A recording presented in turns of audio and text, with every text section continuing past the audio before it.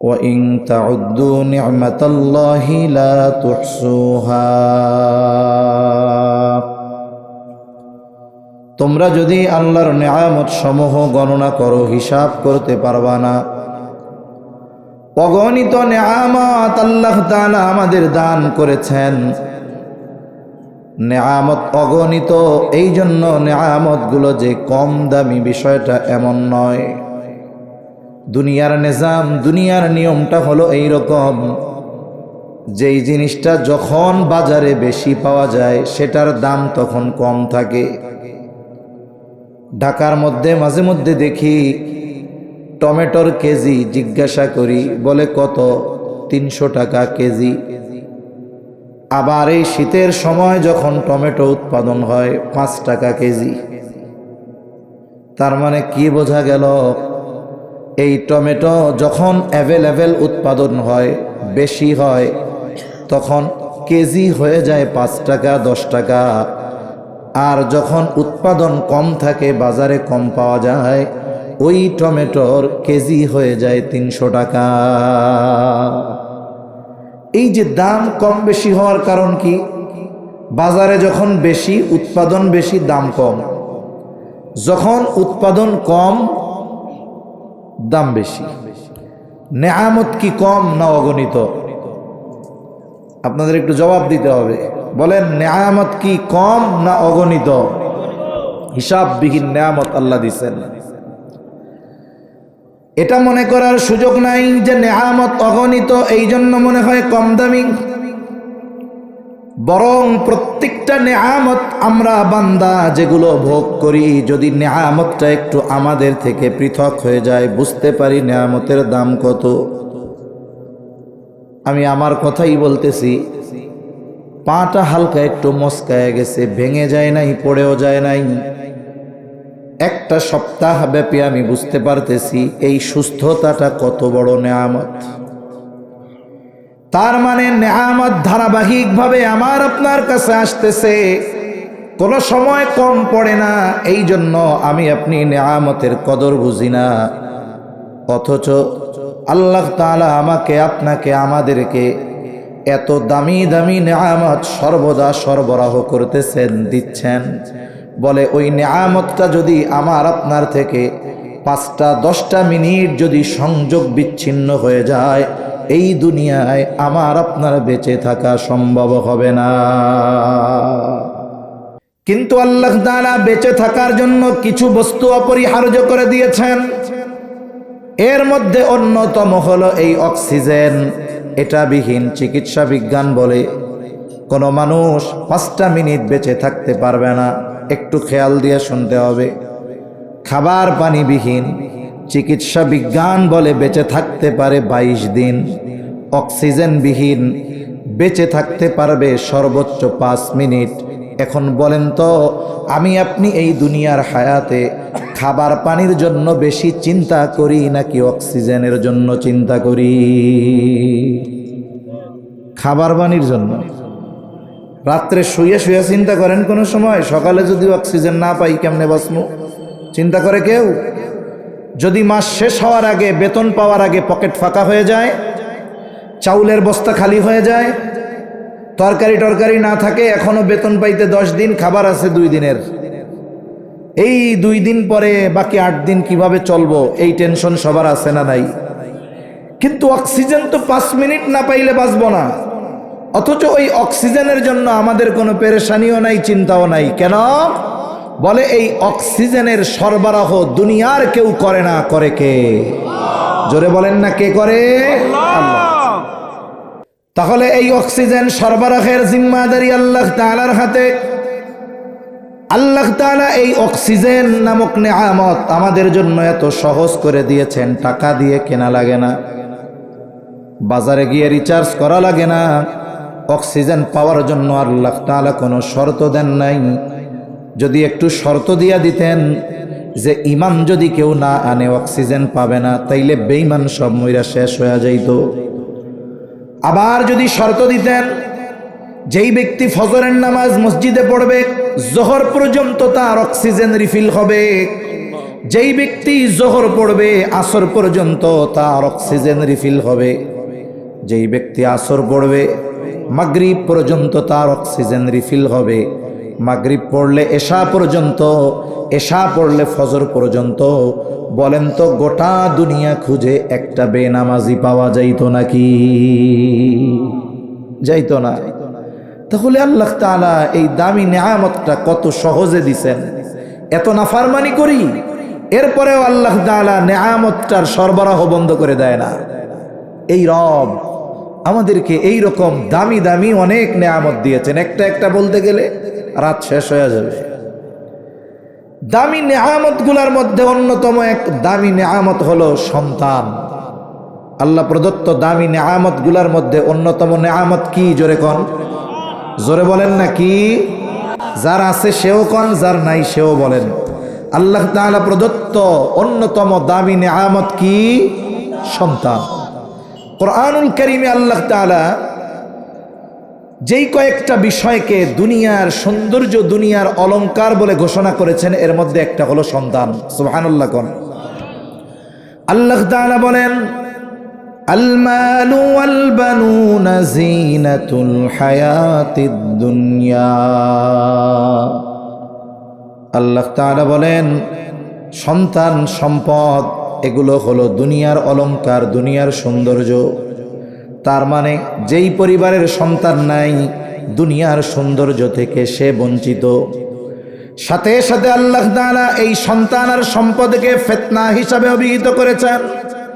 আল্লাহ তাআলা বলেন, ইন্নামা আমওয়ালুকুম ওয়া আওলাদুকুম ফিতনা। আল্লাহ তাআলা বলেন সন্তান সম্পদ এগুলো তোমাদের জন্য পরীক্ষা। তাহলে সন্তান বড় এক দামি নেয়ামত। কত দামি নেয়ামত! যদি এই পৃথিবীর কোনো হাজার হাজার কোটি টাকার মালিক থাকে, দুনিয়ার সম্পদের তার অভাব নাই, আল্লাহ তাআলা তাকে অঢেল সম্পদ দান করেছে, কিন্তু তাকে কোনো আল্লাহ তাআলা সন্তান দেয় নাই। আপনি যদি ওই হাজার হাজার কোটি টাকার মালিককে জিজ্ঞাসা করেন, ভাই আল্লাহ তাআলা দুনিয়ার সম্পদ তো কম দিল না, কিন্তু সন্তান নাই। যদি এমনটা হতো যে আল্লাহ তাআলা আপনাকে দুইটা সন্তান দিয়েছে, কিন্তু সম্পদ আল্লাহ কমায় দিয়েছে, জীবন চলার মতো সম্পদ আল্লাহ দিয়েছে, দুইটা সন্তান দিয়েছে, আপনার কাছে কোনটা পছন্দনীয় ছিল? সন্তানবিহীন অঢেল সম্পদ নাকি সন্তান সহ জীবন চলার মতো সম্পদ? অবশ্যই অবশ্যই ওই ব্যক্তি জবাব দিবে, এত হাজার হাজার কোটি টাকা না থেকে জীবন চলার মতো সম্পদ যদি আল্লাহ দিতেন, আর যদি দুইটা সন্তান দিতেন, এটাই আমার জন্য বড় শান্তির কারণ হতো। তাহলে একজনের সম্পদ আছে, সন্তান নাই, ওই ব্যক্তির শান্তি নাই। বলেন, সম্পদ আছে সন্তান নাই, ওই ব্যক্তির কি নাই? জোরে বলেন, শান্তি নাই। আর এক ব্যক্তির সম্পদও আছে, সন্তানও আছে, অঢেল সম্পদ, সাথে সাথে আল্লাহ তাআলা তাকে সন্তানও দিয়েছে, একাধিক সন্তান, কিন্তু সন্তানগুলো মাদকাসক্ত, সন্তানগুলো অবাধ্য, সন্তানগুলো দুশ্চরিত্রের অধিকারী। বলেন তো, সন্তানও আছে, সম্পদও আছে, কিন্তু ওই ব্যক্তির অন্তরে কোনো শান্তি আছে নাকি?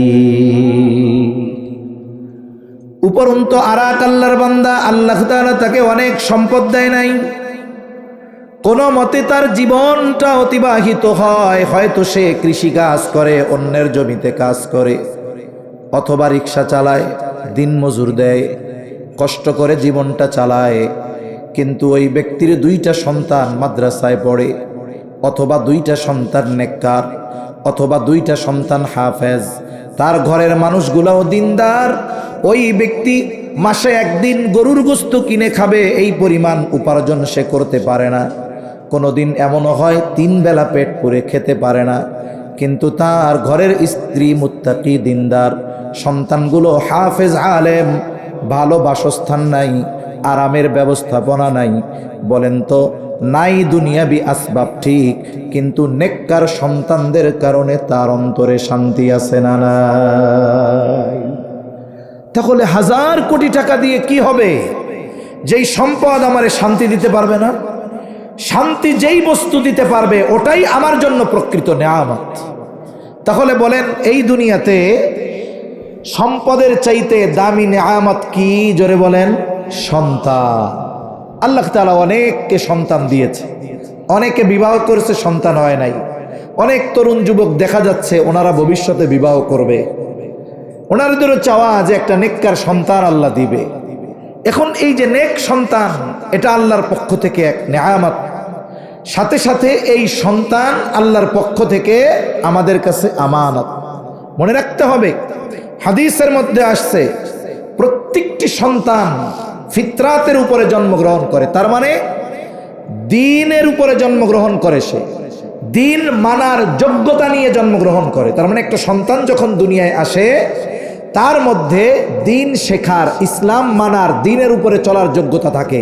তবে নবীজি বলেন তার অভিভাবক তাকে ইহুদি বানায় অথবা তার অভিভাবক তাকে নাসারা বানায়। তার মানে সন্তান যদি বদ্দীন হয়, সন্তান যদি পাপাচারে লিপ্ত হয়, এর দায়ভার অভিভাবকের উপরে আছে না নাই?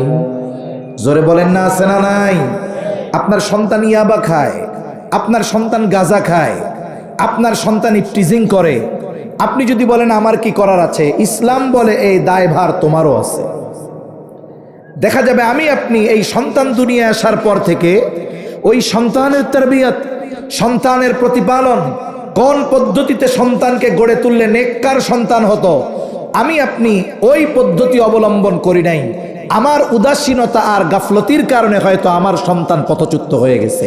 তাহলে বলেন তো, কিয়ামতের দিন এই কারণে সন্তানের লাইনচ্যুত হওয়ার কারণে আল্লাহর আদালতে আমাকে আপনাকে জবাবদিহিতার কাঠগড়ায় দাঁড়ানো লাগবে কি লাগবে না? লাগবে। এই সন্তান যেমন আমার নেয়ামত, সাথে সাথে এই সন্তান আমানত। ইসলাম সন্তানকে দুনিয়ার অলংকার ঘোষণা করার সাথে সাথে এই অলংকারের যত্ন কেমনে নিতে হবে, কেমনে এই সন্তানকে গড়ে তুলতে হবে, এই বিষয়টাও শরীয়তে ইসলাম আমাদেরকে শিক্ষা দিয়েছে। এই বিষয়টা নিয়ে কয়েকটা কথা আমরা জানবো। প্রথম বিষয় হলো, দেখেন আমি গরম দিয়া বয়ান করতে পারি না, এই হুটহাট মজলিস গরম হবে, আমি পারি না। এরপরে যদি কেউ চিন্তা করে তাইলে মনে হয় দুই একটা সঙ্গীত মঙ্গীত কইব, আমি ক্ষমা চাই, আমি অপারগ। একটু টক ঝাল মিষ্টি ওয়াজ করবে, কিচ্ছা কাহিনী বলবে, তারপরে অনেক বানোয়াট গল্প মল্প বলবে, আমি অপারগ। আপনাদের যদি কোরআন হাদিসের নিরেট কিছু কথা শোনার মতো মন মানসিকতা থাকে তাহলে একটু দিলের কান লাগায় শুনবেন। আর যদি মনে করেন যে আপনি যেই মানের শ্রোতা, আপনি যেই শ্রোতা সেই হিসাবে আমি আপনার জন্য অযোগ্য একজন আলোচক, তাইলে আপনার সময় নষ্ট না করে বাড়িতে গিয়ে ঘুমানো ভালো। কথা বুঝতে পারছেন? কথা কি বোঝা গেছে? আচ্ছা, বুঝলে ভালো, আলহামদুলিল্লাহ। আল্লাহ সবাইরে কবুল করেন। সন্তান কিভাবে প্রতিপালন করতে হবে এটাও আমাদেরকে শরীয়তে ইসলাম শিক্ষা দিয়েছে। আমরা অনুসরণ না করি তাহলে দুনিয়ায় লাঞ্ছিত হতে হবে, আখিরাতে আল্লাহর আদালতে আমাদেরকে লাঞ্ছিত হতে হবে। এই পদ্ধতি আল্লাহ আমাদের শিক্ষা দিয়েছেন। এখন আসেন, সন্তান যে প্রতিপালন করতে হবে পদ্ধতি কি? দ্বীনের উপরে সন্তানকে গড়ে তুলতে হবে।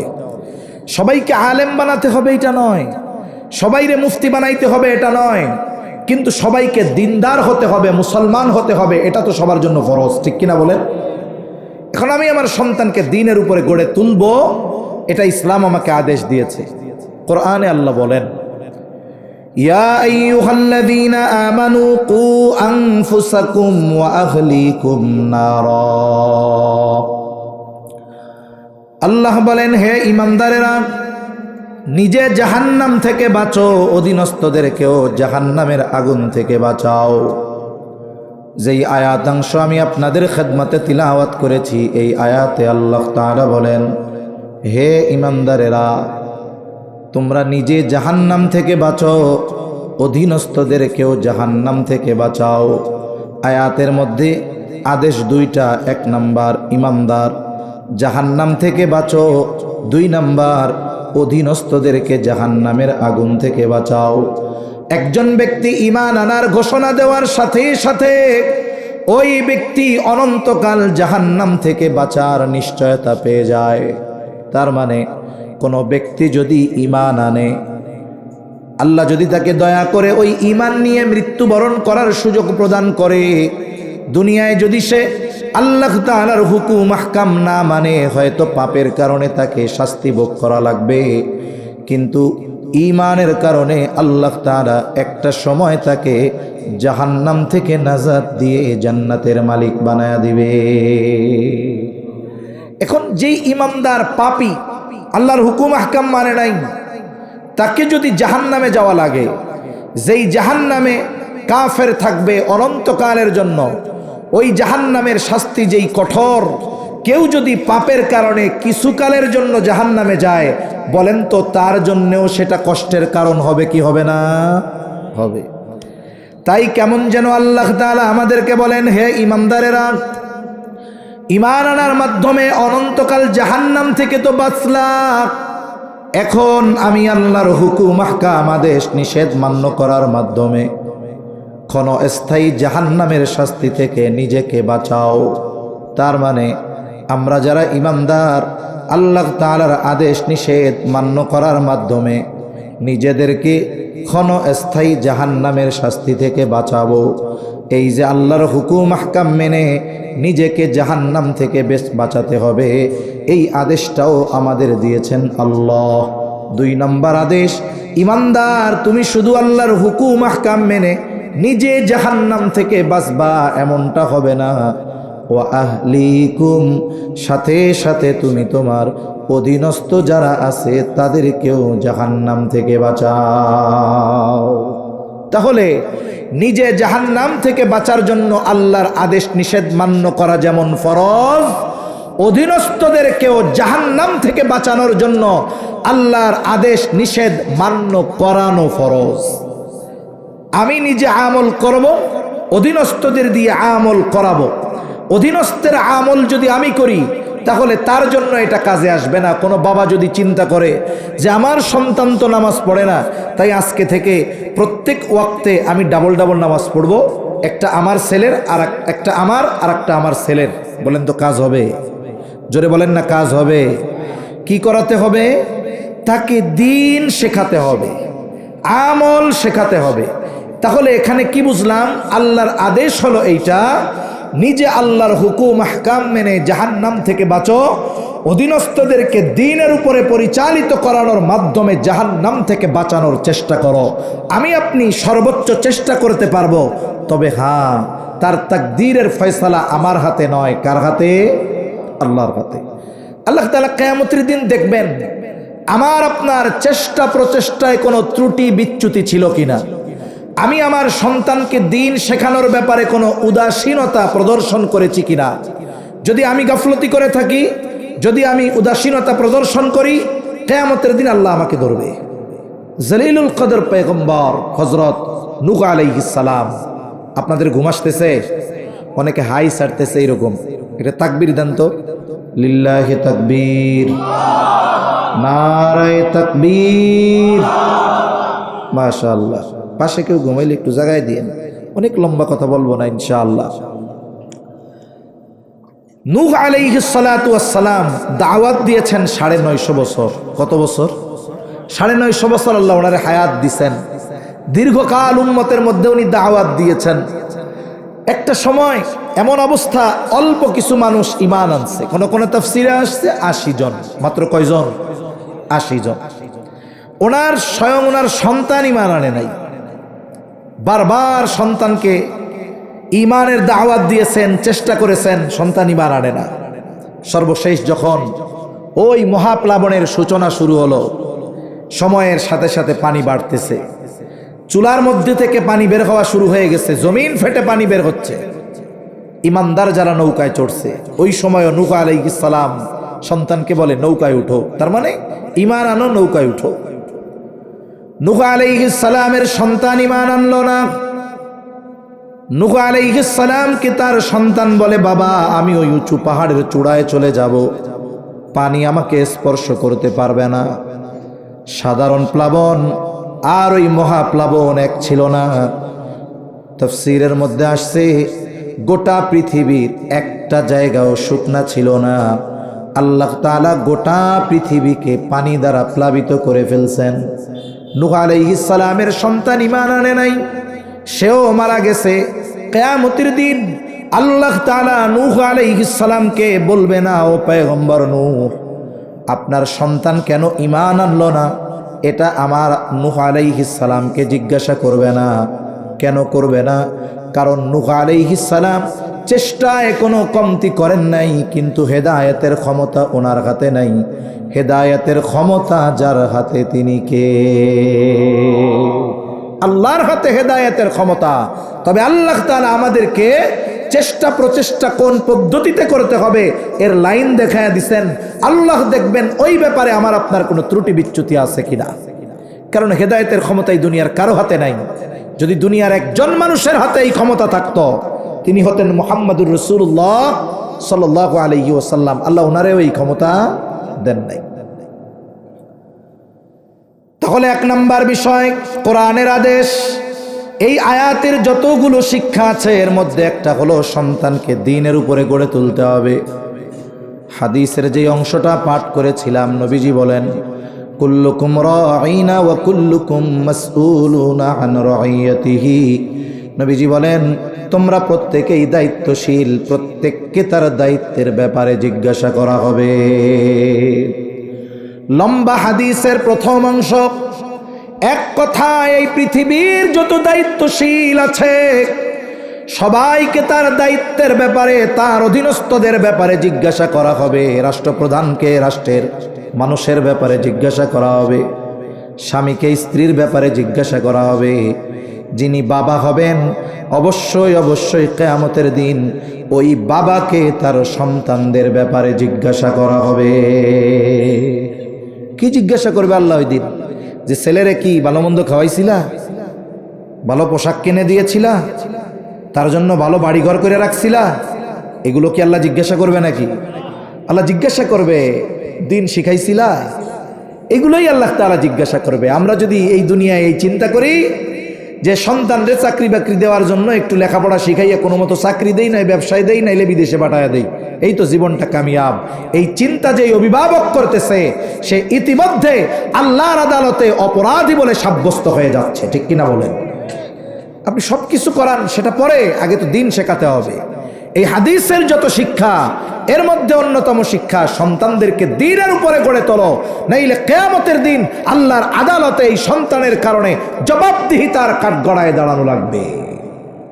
তাই সন্তান যেমন নেয়ামত, আল্লাহর পক্ষ থেকে আমানত। তাহলে প্রথম বিষয়, সন্তানকে দ্বীনের উপরে গড়ে তোলার নির্দেশনা কোরআন হাদিসে আছে না নাই? আরো জোরে বলেন, আছে না নাই? আছে। এখন পরের প্রশ্ন, যে এই সন্তানের তারবিয়াত শুরু হবে কখন? একে আমরা দ্বীন যে শেখাবো শুরু করব কখন? একটা উদাহরণ দিলে আমার পরের কথা বুঝতে সহজ হবে। কষ্ট হচ্ছে না তো আপনাদের? আলহামদুলিল্লাহ। এই যে আজকের এই মাহফিল, আজকের মাহফিলটা ধরেন 2 দিনের মাহফিল। 2 দিনে এই মাহফিলটা হইছে 6-12 ঘন্টা।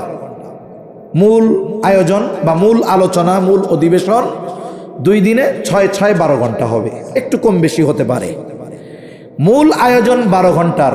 কিন্তু বলেন তো, এই আয়োজনটাকে সুন্দর করার জন্য, এই আয়োজনটাকে সুষ্ঠুভাবে শেষ করার জন্য প্রস্তুতি কি 12 ঘন্টার না 12 মাসের? জোরে বলেন না। তার মানে 12 মাসের কষ্ট, পরিশ্রম, পরিকল্পনা, চিন্তা ভাবনা, যার যত সুন্দর, যার যত গোছালো, তার আয়োজনটা তত সুন্দর হবে। নাইলে কি হইতো? মনে করেন এইখানে মাহফিলের সময় লেখা আছে শনি ও রবিবার বাদ আসর, গতকাল হইছে, আজকেও হচ্ছে। মাহফিলের মূল আয়োজন শুরু পোস্টারের হিসাবে বাদ আসর থেকে, তা পোস্টারটা সাটানো হয়েছে, লাগানো হয়েছে। মাইকওয়ালা ভাই উনি পোস্টারে দেখছে শনিবার বাদ আসর থেকে মাহফিল শুরু। উনি যদি চিন্তা করতেন মাহফিল তো বাদ আসর থেকে, তাহলে এক কাজ করি, আমি মাইক টাইক সেট টেট সব নিয়ে এই মাদ্রাসা মসজিদে গিয়া আসরের নামাজ পড়ব। উনি যদি এই মসজিদে এসে গতকাল আসরের নামাজ পড়তেন, তাইলে এশার সময়ও মাইক চালু করা সম্ভব হইতো না। লাইট প্যান্ডেলওয়ালারা যদি চিন্তা করতেন আসর থেকে যেহেতু শুরু, আসরের সময় যাই, তাইলে দেখা যাইতো গতকাল এশার সময়ও এই সুন্দর ব্যবস্থাপনা করা সম্ভব হইতো না। তার মানে প্রস্তুতি ওনাদেরও আগ থেকে, আয়োজকদেরও আগ থেকে প্রস্তুতির সময় যে যত পায়, ওই সময়টা যে যত ভালোভাবে কাজে লাগায়, মূল আয়োজনটা তার তত সুন্দর হয়। ঠিক কিনা বলেন? ঠিক। এখন কেউ যদি মনে করে যে সন্তান দুনিয়ায় আসবে, একটু বড় হবে, বুঝবে টুঝবে, এরপর থেকে সন্তানের তারবিয়াত শুরু, দিন শেখানো শুরু, তাহলে সেই লোকটা ভুলের মধ্যে আছে। সাধারণ ধারণা, জেনারেল ধারণা হলো সন্তানের তারবিয়াত শুরু হয় সন্তান দুনিয়ায় আসার পরে, যখন একটু বুঝতে শিখে তখন।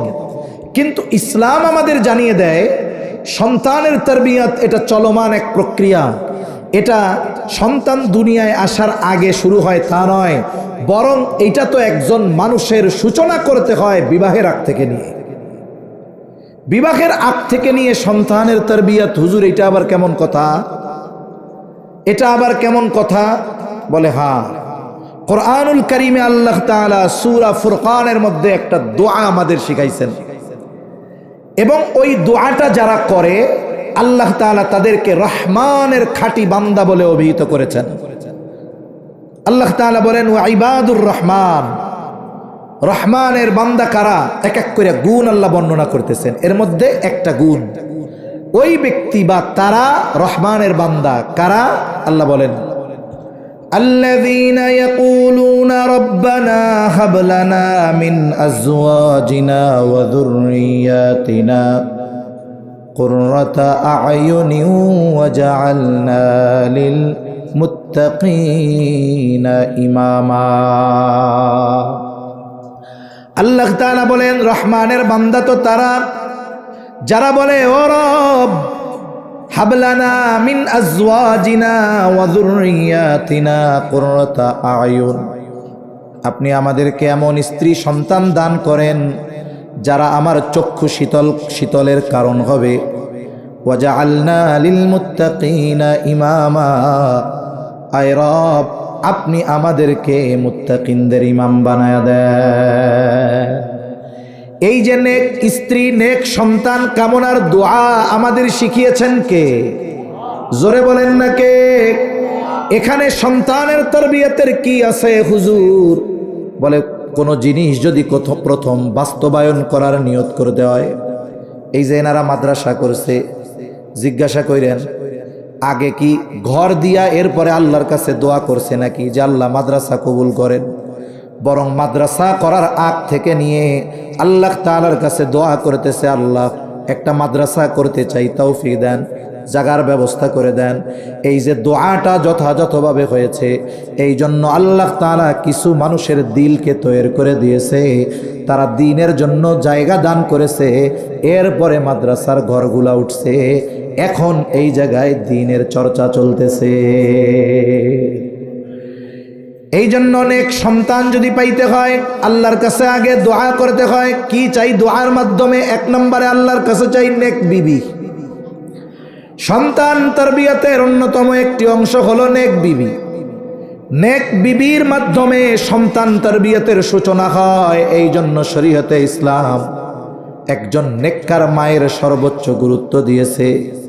তাই তো যখন কেউ বিবাহ করবে, শরীয়তে ইসলাম নারীর কোন কোন বিষয়গুলোকে প্রাধান্য দিয়ে বিবাহ করবে এটার নির্দেশনা দিয়েছে।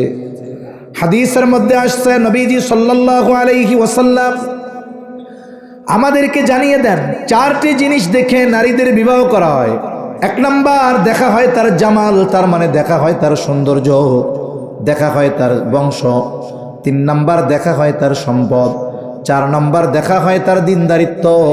নবীজি সাল্লাল্লাহু আলাইহি ওয়াসাল্লাম দিনদারিত্বের ব্যাপারে বলেন ফাযফার বিযাতিদ্দীন, তোমরা দিনকে প্রাধান্য দাও।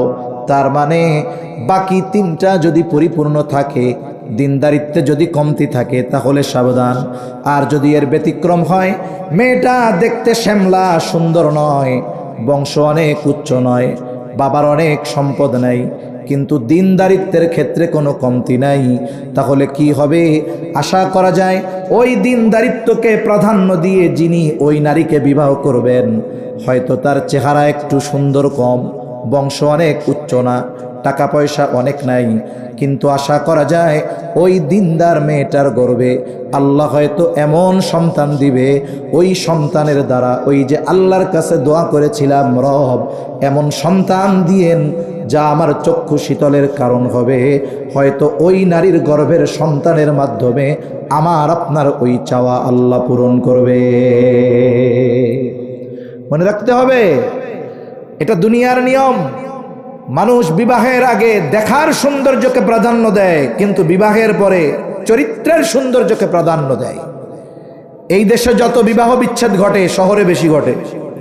অধিকাংশ বিবাহ বিচ্ছেদ যাদের ঘটে, মহিলার চেহারা সুন্দর, কিন্তু এরপরেও ছাড়াছাড়ি। স্বামী কি বলে, আর বললেন না হুজুর, চেহারা যত সুন্দর তার চাইতে 10 গুণ হইল চরিত্র খারাপ। হুজুর, কালা চেহারার মহিলা নিয়ে সংসার করা যায়, কিন্তু চরিত্র নষ্ট করা নারীকে নিয়ে সংসার করা যায় না। তখন আমার কইতে মন চাই, তাহলে বিয়ের আগে চরিত্রটার যাচাই করতে পারেন নাই, তাইলে তো আজকে আর এই ঝামেলার মধ্যে পড়তেন না। তাহলে সন্তান তারবিয়াতের সূচনা দোয়ার মাধ্যমে, আর এর বাস্তবায়নের শুরু একজন নেককার মায়ের মাধ্যমে। নেককার মা কেন দরকার? কোরআন হাদিসের কথা পরে বলি। আধুনিক গবেষণা হলো এইটা, গবেষকরা বলতেছে একটা সন্তানের চরিত্রের, চেহারা না, চরিত্রের 90% গঠিত হয় তার মায়ের থেকে। তার মানে একটা সন্তানের ক্যারেক্টার কেমন হবে, এটা 90% নির্ভর করে কার উপরে? তার মায়ের উপরে। একজন বাবা, তিনি সন্তানের জন্য ভালো খাবারের ব্যবস্থা করতে পারেন, পোশাকের ব্যবস্থা করতে পারেন, ভালো মাদ্রাসায় স্কুলে পড়ানোর ব্যবস্থা করতে পারেন, ভালো যানবাহনের ব্যবস্থা করতে পারেন, কিন্তু একজন বাবা সন্তানের চরিত্র গঠনে যতটা না ভূমিকা রাখেন, তার চাইতে বেশি ভূমিকা থাকে একজন মায়ের। কেন? কারণ বাবা উপার্জনের কারণে শহরে থাকে, কেউ প্রবাসে থাকে, কেউ বাসায় থাকলেও সকাল থেকে গভীর রাত পর্যন্ত তাকে বাইরে থাকা লাগে। সন্তান তার থেকে নিতে পারে কম, কিন্তু মায়ের সাথে সব সময় সন্তান থাকে। মার আচরণ, মায়ের কথা, মায়ের চিন্তা, সব কিছুর প্রভাব ওই সন্তানের উপরে পড়ে। শুধু তাই না, আধুনিক বিজ্ঞান বলে একজন প্রেগন্যান্ট মহিলা, সে বাচ্চাকে পেটে রাখা অবস্থায় যেই ধরনের অ্যাক্টিভিটিস করে, কোরআন যদি পড়ে এর প্রভাব পড়ে, গান যদি শুনে তার প্রভাব পড়ে, পাপ যদি করে তার প্রভাব পড়ে। এটা আধুনিক বিজ্ঞান বলতেছে এটা। তাহলে দেখুন, একজন সন্তান নেককার হিসাবে গড়ে তোলার ক্ষেত্রে সবচাইতে বড় ভূমিকা হলো মায়ের। অথচ অধিকাংশ ফ্যামিলি এই মা নির্বাচনের সময়, স্ত্রী নির্বাচনের সময় টাকা পয়সারে প্রাধান্য দেয়, যৌতুককে প্রাধান্য দেয়, চেহারাকে প্রাধান্য দেয়, বংশকে প্রাধান্য দেয়, কিন্তু মূল যেইটা আখলাক আর দিনদারিত্ব, এটাকে প্রাধান্য দেয় না। আমাদের সামাজিক পারিবারিক কলহ কেন বাড়তেছে? পরিবারের মধ্যে স্বামী স্ত্রীর সম্পর্ক ভালো নাই, এর ফলশ্রুতিতে কত ধরনের পাপ সংগঠিত হচ্ছে। এটা কেন? এটা হওয়ার অন্যতম যে আমরা মা নির্বাচনে ভুল করে ফেলেছি। অথচ ইসলাম এই জিনিসটার গুরুত্ব কত দিয়েছে। শুধু তাই না, প্রসিদ্ধ একটি ঘটনা আছে। হযরত ওমর রাদিয়াল্লাহু তাআলা আনহুর কাছে এক লোক তার ছেলের ব্যাপারে অভিযোগ করেছে যে ছেলে বাবার হক আদায় করে না। লোকটা গিয়ে বলতেছে, খলিফাতুল মুসলিমিন, আমার সন্তান আমার হক আদায় করে না। হযরত ওমর রাদিয়াল্লাহু তাআলা আনহু এইবার ছেলেটাকে ধরে বলে, কি ব্যাপার, কেন তুমি তোমার বাবার হক আদায় করো না? এই যুবক ছেলেটা এবার খলিফাতুল মুসলিমিনকে পাল্টা প্রশ্ন করে বলে, খলিফাতুল মুসলিমিন, হক কি শুধু পিতা সন্তানের কাছে পায়? সন্তান কি পিতার কাছে কোনো হক পায় না? হযরত ওমর রাদিয়াল্লাহু তাআলা আনহু এই যুবকের প্রশ্নের জবাবে মৌলিক কয়েকটি হকের কথা বলেছেন। তিনি 1 নম্বরে সন্তানের যেই হকের কথা বলেছেন, তিনি বলেছেন প্রত্যেকটা সন্তানের তার পিতার কাছে প্রথম ও প্রধান হক হলো একজন দিনদার মা। অথচ সন্তান দুনিয়ায় আসার আগেই একজন অভিভাবকের উপরে, পিতার উপরে সন্তানের একটা হক সাব্যস্ত হয়ে যায়। তাহলে যেই পিতা বিবাহের সময় দিনদারিত্বকে প্রাধান্য দেয় নাই, সন্তান দুনিয়ায় আসার আগে ওই পিতা সন্তানের হক নষ্ট করে বসে আছে। সেনসিটিভ বিষয়, গুরুত্বপূর্ণ বিষয়। কিন্তু আমাদের এ নিয়ে কোনো চিন্তা নাই। আমরা চিন্তা করি পরে, যখন সন্তান খাইতে দেয় না।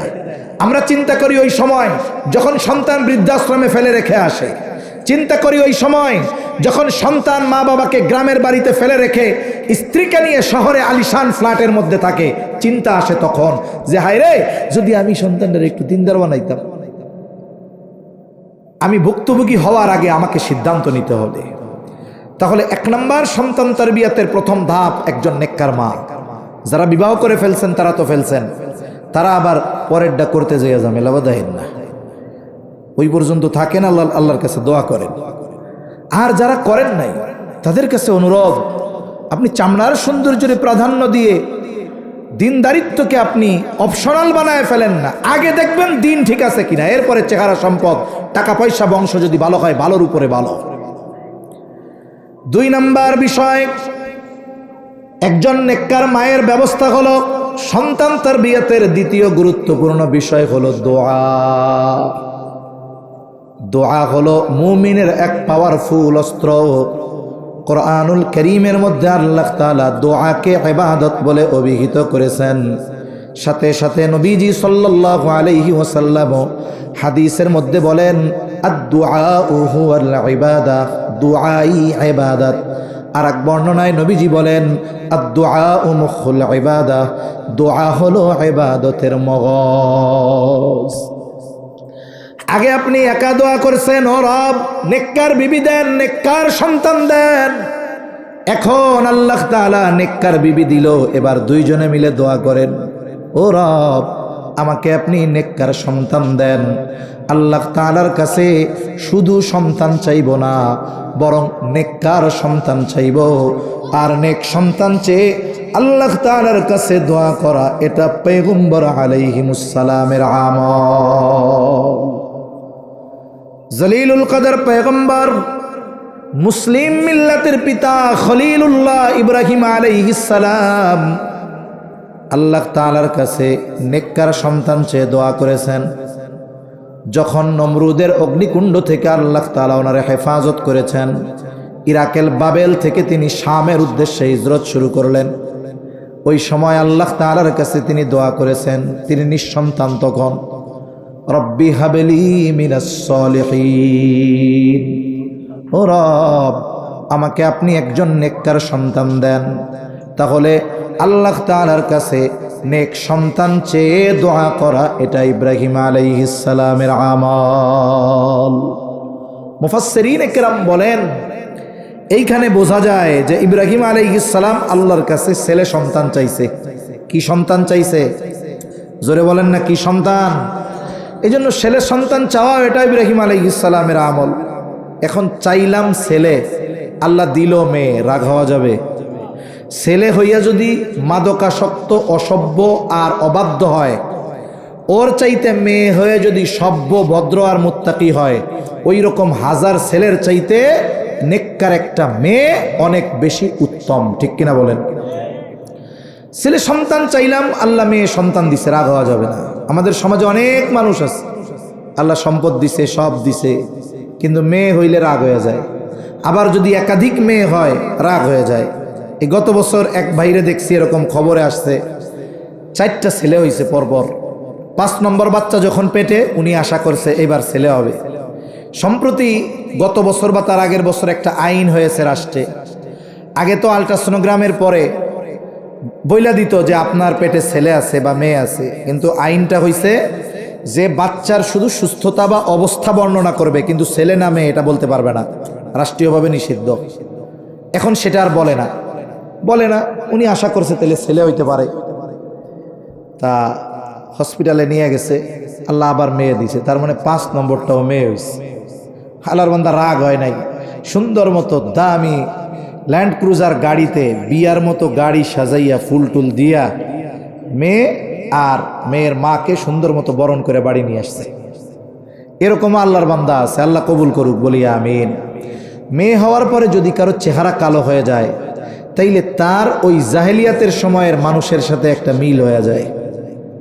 অথচ দুনিয়ার সায়েন্স যা বলে বলুক যে এই কারণে ছেলে হয় ওই কারণে মেয়ে হয়, সব কারণ বাদ দেন, মূল কারণ হলো আল্লাহ যেটা চায় সেটাই হয়। এটাই আল্লাহ বলেন। আল্লাহ কি বলেন?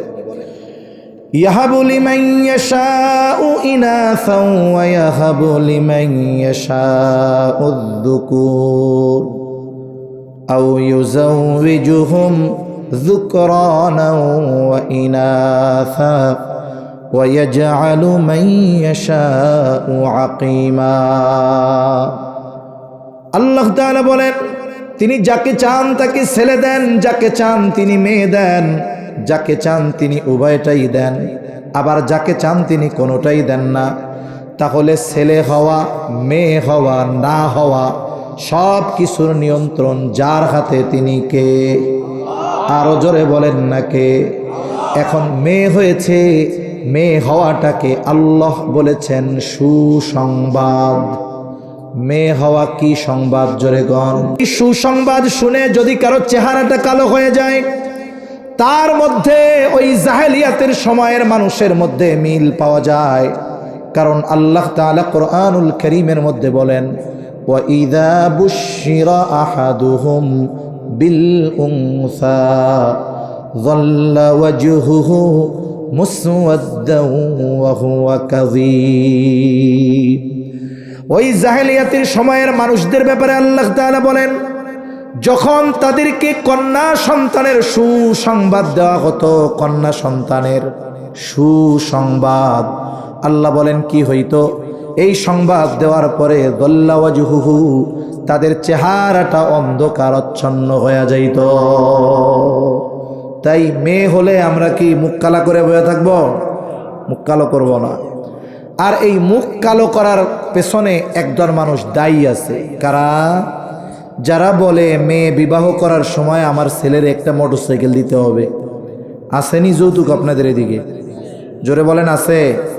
ওরা যদি গু খায়, যারা যৌতুক নেয়, ওরা যদি পায়খানা খায়, যেই গোনা হবে তার চাইতে যৌতুক নিলে আরো বেশি গোনা হবে।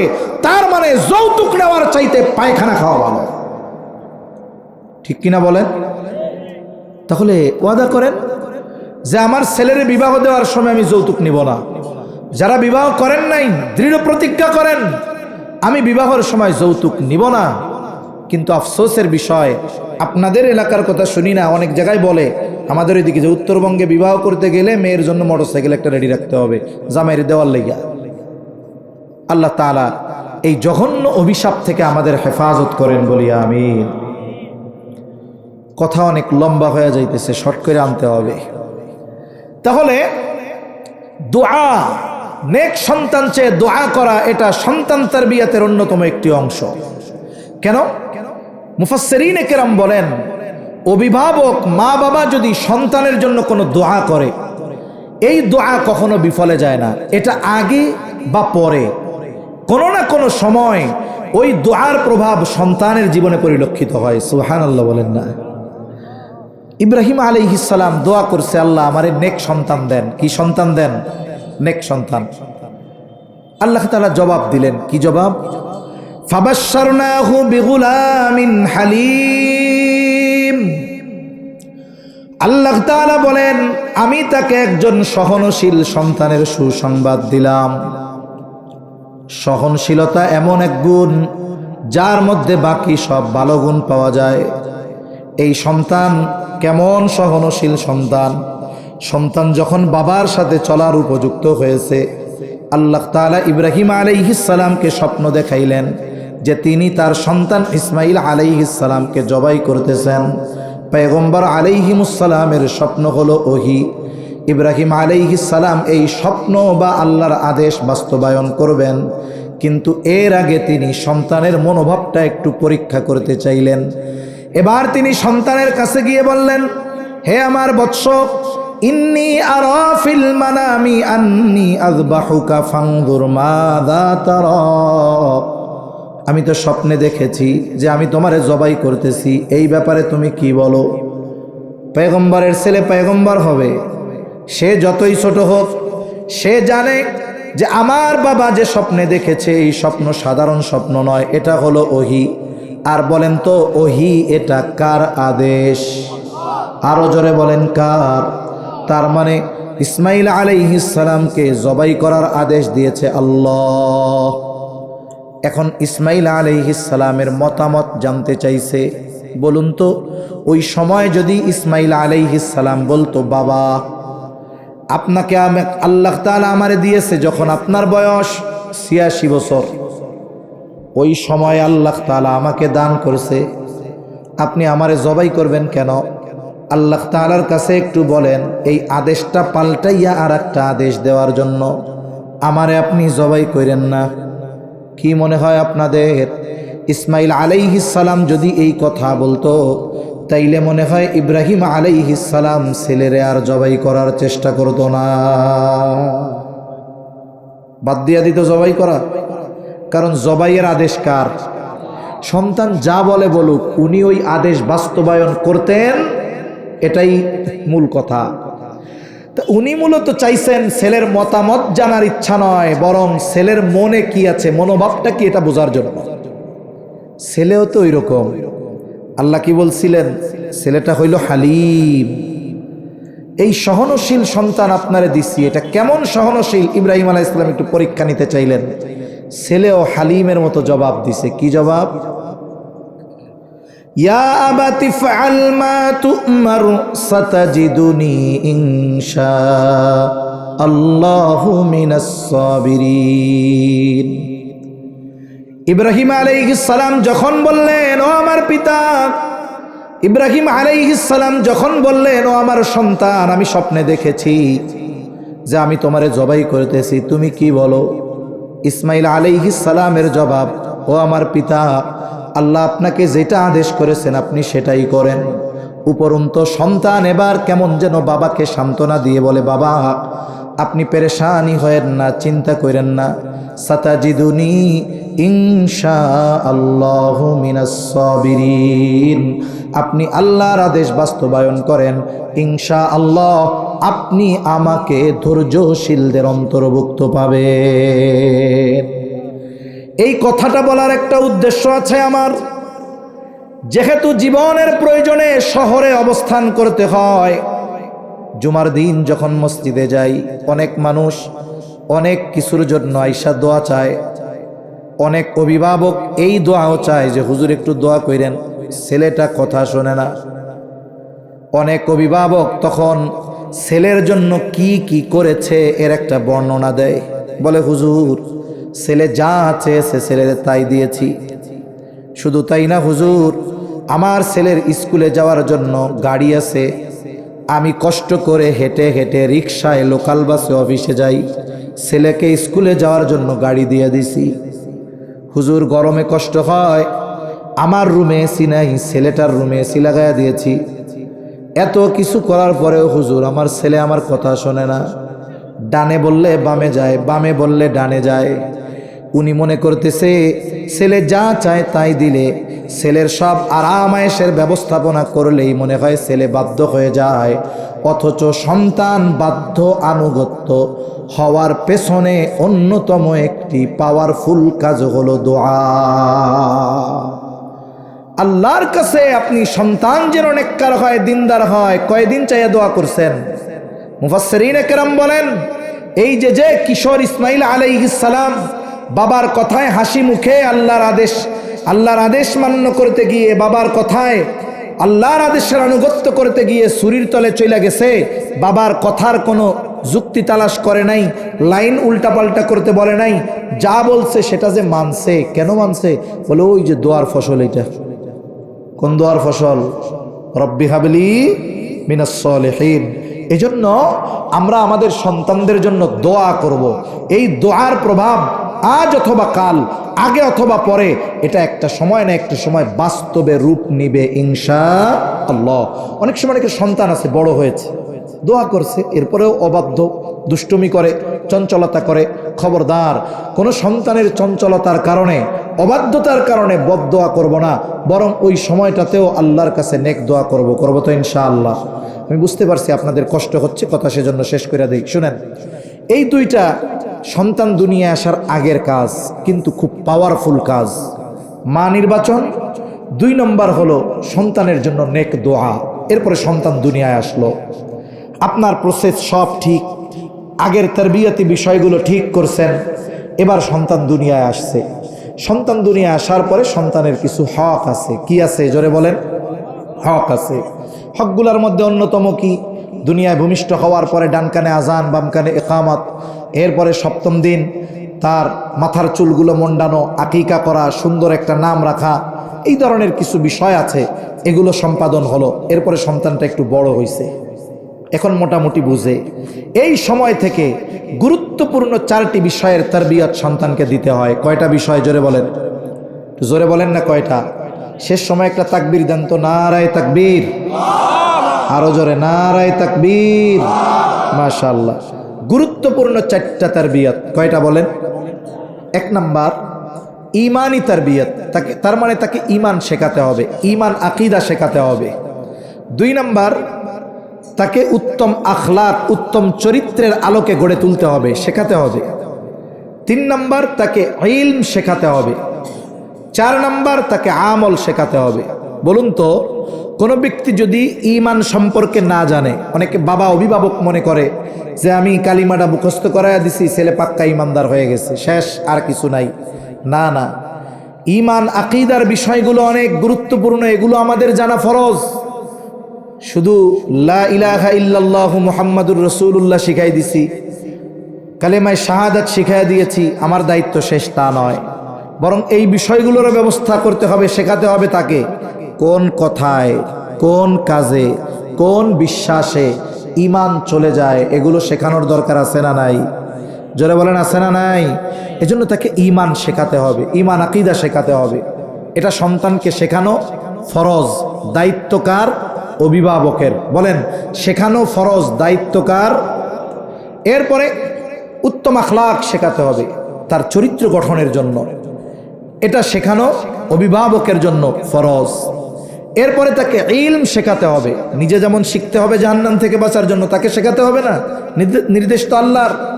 ইলম শেখাতে হবে, আলেম বানাইতে হবে ফরজ না, তবে ওই পরিমাণ ইলম তো তাকে শেখাতে হবে যতটুকু শেখানো ফরজ। কতটুকু শেখানো ফরজ?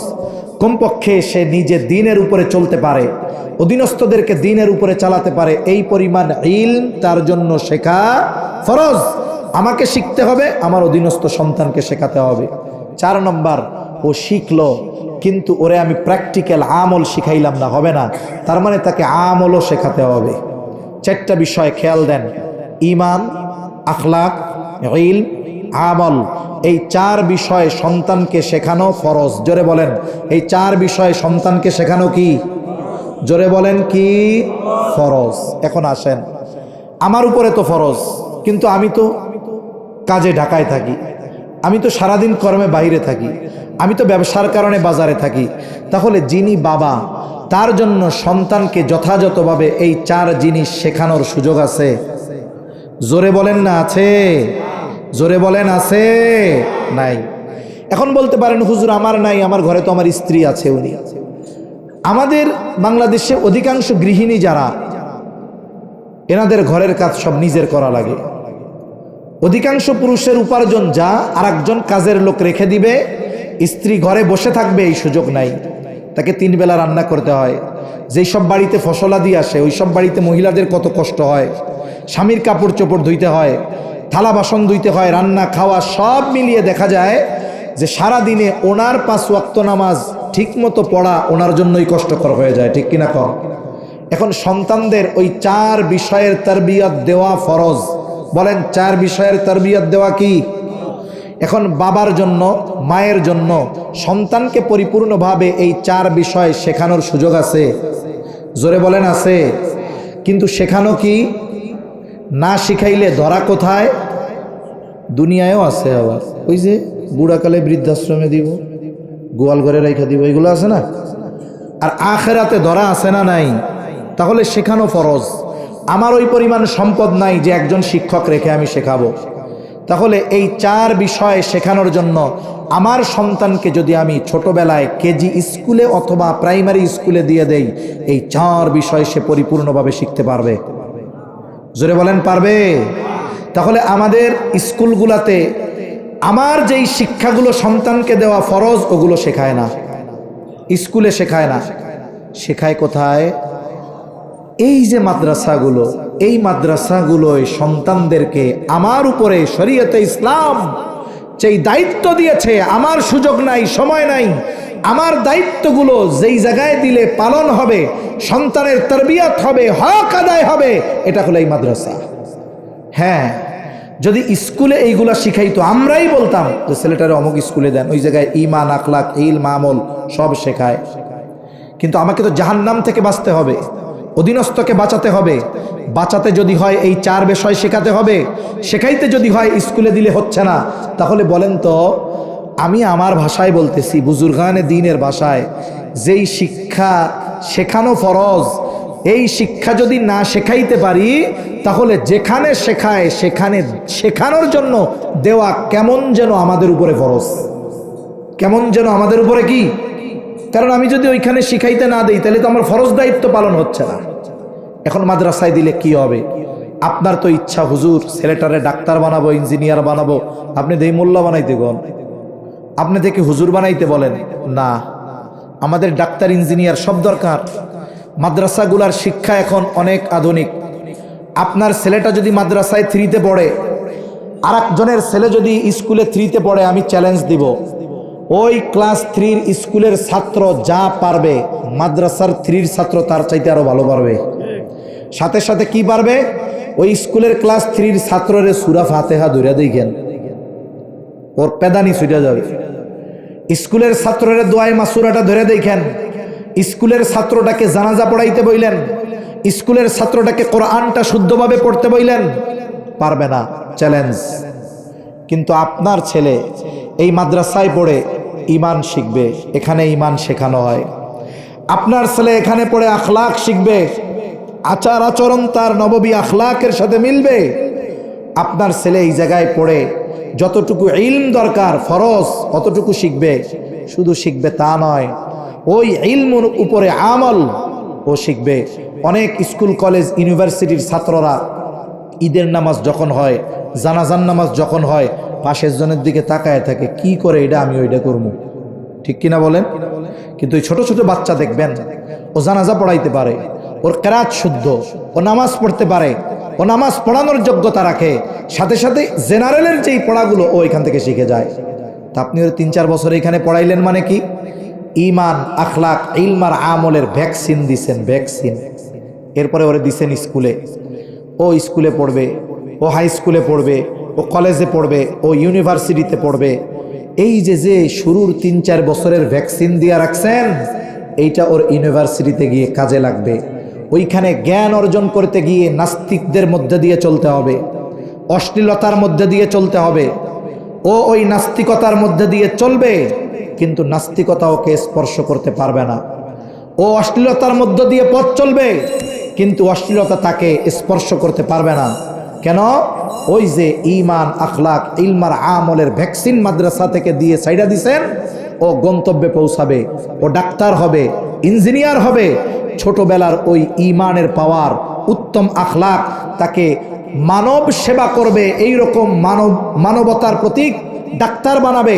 কিন্তু আল্লাহর রহমতে আশা করা যায় এই দ্বীনি শিক্ষাগুলোর কারণে সে কখনো ডাক্তার নামের ডাকাত আর কসাই হবে না, ঠিক কিনা কন? সেজন্য সম্মানিত উপস্থিতি, আমরা আমাদের জাগতিক দামি দামি সম্পদগুলো হেফাজতের কত ব্যবস্থা করি, রক্ষণাবেক্ষণের ব্যবস্থা করি, এটা যেন ধ্বংস না হয়ে যায়, এটা যেন চুরি না হয়ে যায়। অথচ ওই সম্পদগুলার চাইতে আরও অগণিত দামি সম্পদ, যেটাকে আল্লাহ দুনিয়ার অলংকার বলেছেন, আমাদের সন্তান।